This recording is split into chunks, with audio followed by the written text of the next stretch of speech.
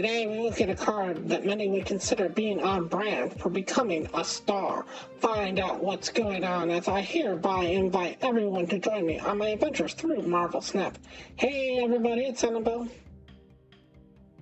So we got a brand new week, and that means it's time for a brand new card. And this time around we are talking about Starbrand. Starbrand knew he was born differently and left his tribe in fear of what would happen if others found out what he was. So seeking a garden that he had seen in a dream, he ventured out and was brought to the brink of death trying to get to this garden, but luckily was saved by the caretaker of this garden. He lived in peace until the garden was attacked and he was forced into a cave and fell into a chasm deep in this cave, where he found the corpse of a dinosaur with a strange mark on it. Starbrand did not know at the time that this mark was designed by an ancient race that scans worlds on the verge of ascending to a universal scale, and upon finding a world, it will go to there and pick out a select creature who meets the special criteria of wanting to prevent misuse of the power that this gives, and will instead use the power to defend the planet. Then it will be branded on them with the mark of a star. And this mark will pass down from one bearer to the next without end. Starbrand was then chosen to absorb this power, and he used it to defeat his assailants. But sadly, he completely destroyed the garden in the process, and after seeing what his power could be used for, he felt unworthy of it and tried to ignore it. But the land was cruel and many dark things still crept. So he fought alone until discovering that there were others like him. He joined these so-called Stone Age Avengers in a hope of using his power for some good and to make sure that no evil escaped his sight. Starbrand had been a pacifist before the mark, unwilling to kill and feed himself, even while starving to death. He had superhuman intelligence for his time and had the ability to find unique uses for the plants growing in this world due to his time in the garden. He is constantly consumed with a hatred and rage for what he had to do that day against those who threaten the world, and if not careful, this will come out even on his allies. And even if those allies do understand, it makes him feel all that more alone. Starbrand is one of the tools that the builders use to help shape the universe. It is intended to defend a world, but it also has the power to destroy one. It actually gives the bearer godlike powers, limited only by their imagination. This one allowed the wielder strength that was seemingly unlimited, and the durability to make them capable of surviving massive hits with no effect. But if somebody with the Starbrand gets too angry, they can unleash a blast of pure power with punishing effects. Starbrand is a man who received the Starbrand and lines up with super strength and the ability to unleash blasts of punishing power. This is represented in Marvel Snap as they are a strong character, but they punish you by blasting out power. So in Marvel Snap, what this card does, it is a 3 cost, 10 power with the description of ongoing your opponent's cards at the other 2 locations that Starbrand is not at will have +3 power at their location. So the 2 other locations will have +3 power that Starbrand is not currently at. I went through and I gave this a 4-star rating. It is pretty much almost a perfect card, but there are some flaws, and I will go over some of those flaws in just a second. So let's talk about some of the great things with Starbrand, and then we'll talk about a little bit of the flaws. So let's talk about some of the great things here. By and by, out and out, if somehow you can negate the effect of the downside of this Starbrand, you're basically getting the equivalent of a Red Hulk. You're getting a 6/10, but instead of it costing you 6, it costs you 3. This is pretty much, bar none, the card that you are going to run in pretty much every single Scar deck, at least for the short time running.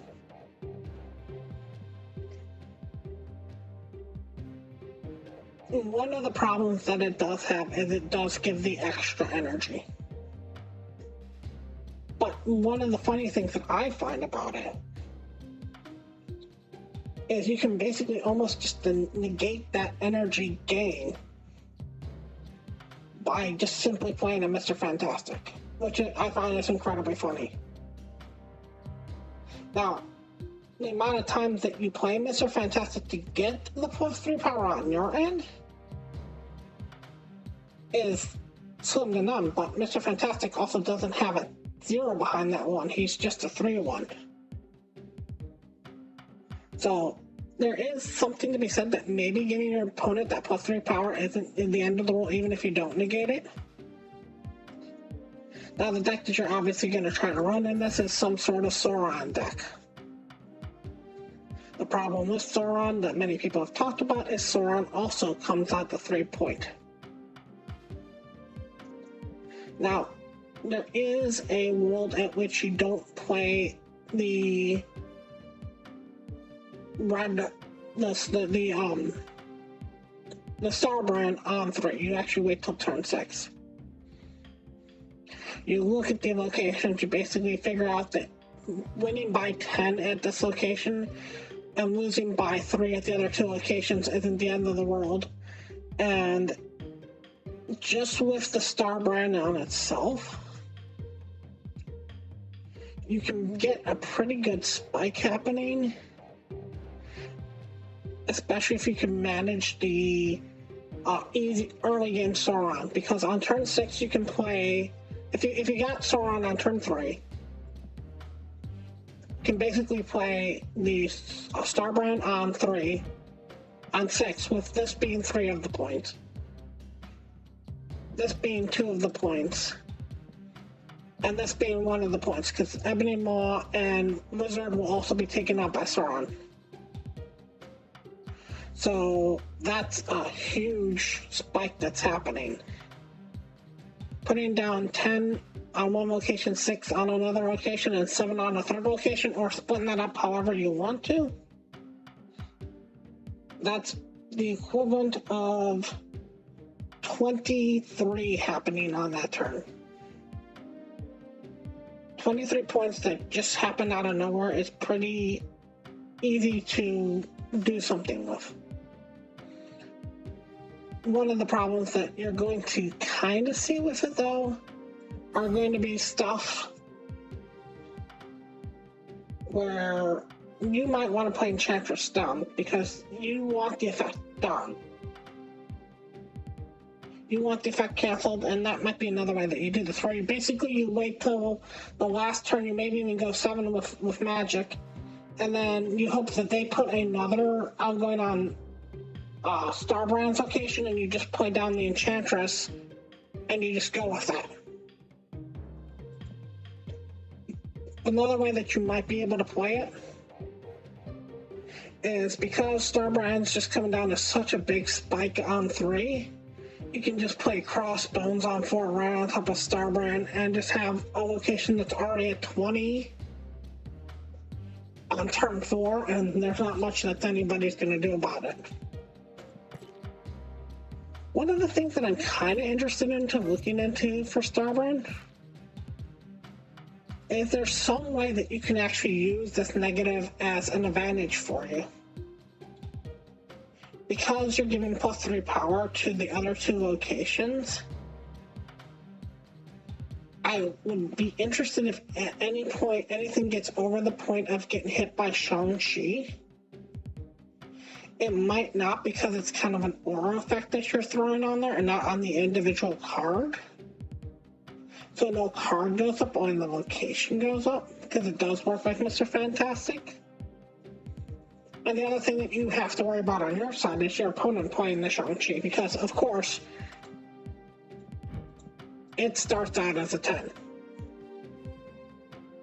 Now, they might not want to play the Shang-Chi against it because that +3 power might be helping them. And one of the things that kind of interests me that I might see being put in as an actual tech play against the Red Hulk or the Starbrand, because I'm going to get those two confused like 6 more times today, it's actually the Cosmo. And the Cosmo would just be there to stop an enchantress from happening or to stop a effect that would turn off the Starbrand. Because as far as I know, there's no way to turn off an ongoing right now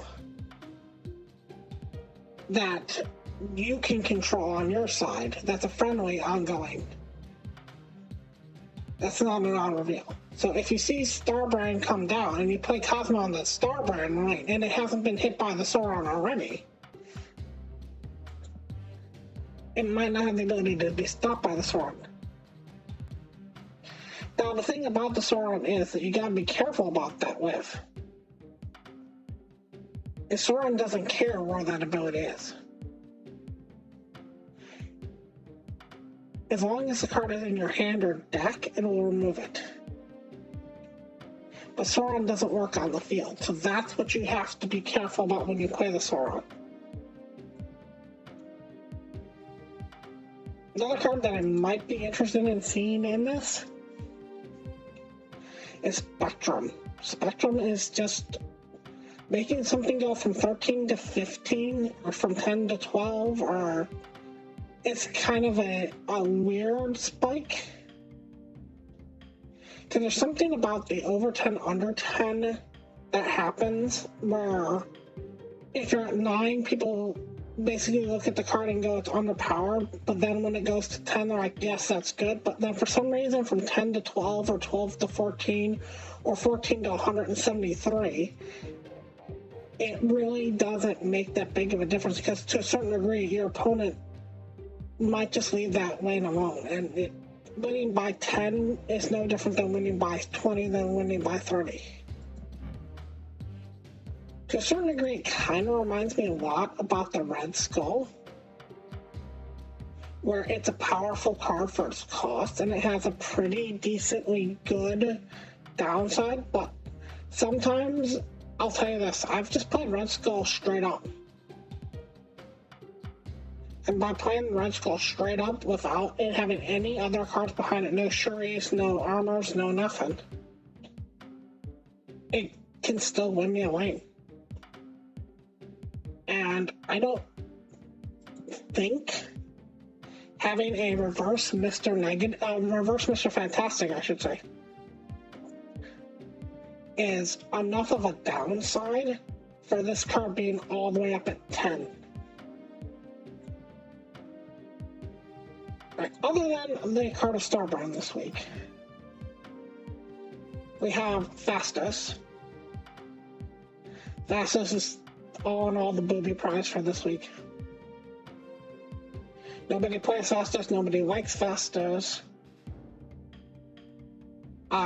If there was a choose one ability in Marvel Snap, I'd like this to have almost a choose one ability.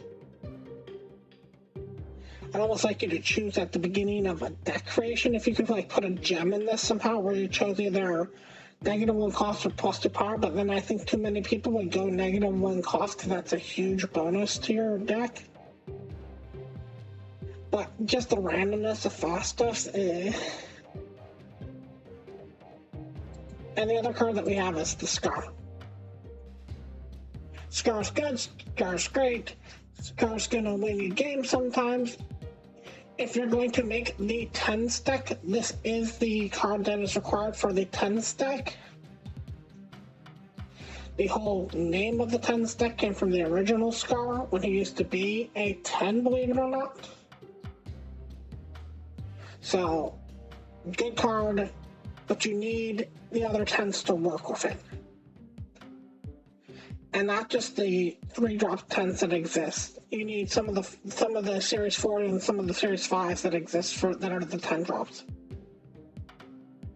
So if you don't have a lot of those cards, it's not the worst card in the world, but you really gotta tweak your deck to make it work. So all in all, good card, don't think there's a downside to it. Medium card, you gotta have a lot that works around it. And low card, might as well get a power knocked off it or something like that. Honestly, as a 2-3, this wouldn't be the end of the world. I don't think it would break anything if you made this a 2-3, in all honesty. Alright, let's find out what we got in the box this week. Boxes. We got the Fastos. Alright, I am going to try to make a deck work for Fastos on this Friday. If you want to watch me do this, I'll be doing this on Twitch TV.